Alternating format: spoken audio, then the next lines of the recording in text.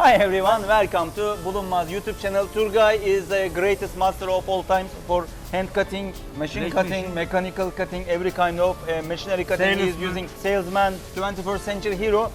Is our head technician, and he is traveling all around the world for different exhibitions, visiting different customers. So today he is welcome to our showroom for training with customers and distributors and new employees. Hadi.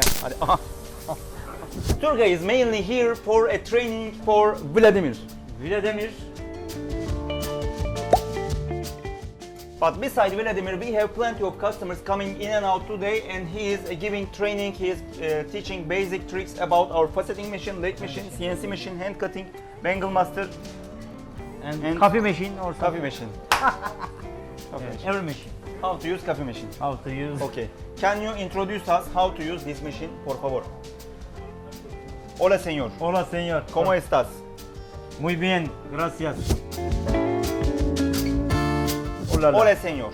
Bienvenidos a Bulunmaz. Gracias. Bulunmaz está muy grande, muy peligroso, grande empresa en el mundo por maquinaria para joyería. Por favor, muéstrame facetador, Dice, señor. I will explain this in English. Conquistador. I just tried. Conquistador. Conquistador. Koçum be, yürü be. Comprador. Comprador, vamos, comprador. This is double head machine. You can use bangle Like dragon. or flat one also. Double head dragon. Double head dragon. Fire. Double dragon. Okay, double dragon. Today is we training and we make new model. We just search another kind of model. We try this because we have Research and development. R&D. R&D center. of course some model we Technician, try. traveler, marketing, R&D center. I love my work. That's why I try many things. That's the I'm way, happy. I like it gibi. I'm happy. Gibi diye düşünüyorum. I'm happy. I'm happy here. I can Only hear.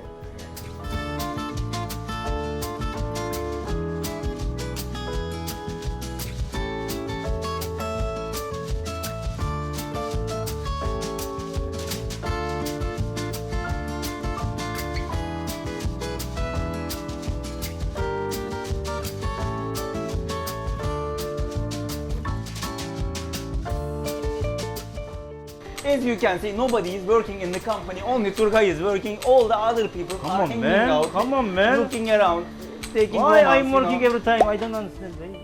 There is a big fight in the company between Little Bird and the Empty Bird.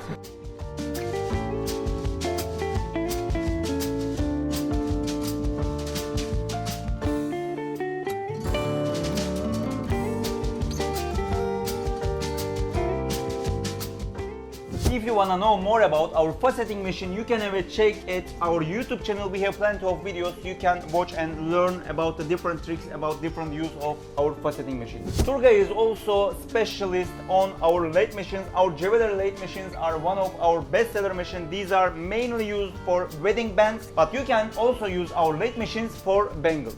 If you want to get more information about our lathe machines or get detailed training from Turgay or any other technicians of Bulunmaz, you can visit us in worldwide exhibitions or come to our showroom in Istanbul, Indonesia, Mexico, Russia, different countries, and learn all the tricks about our jewelry lathes. Even our new project, we are just starting a video call center with Turgay. He is building his video call center in our company, and whenever you buy a new machine, you will be able to connect Turgay and get your full training over the video 100% as you are learning in real life. So Turgay is a metaverse guy now.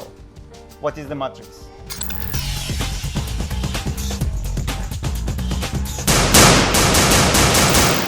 You want to learn more? Contact us, call us, WhatsApp us, email us, visit us in the exhibitions, follow us, hit the subscribe button, comment, find us everywhere. Thank you very much for watching. Thank you very much.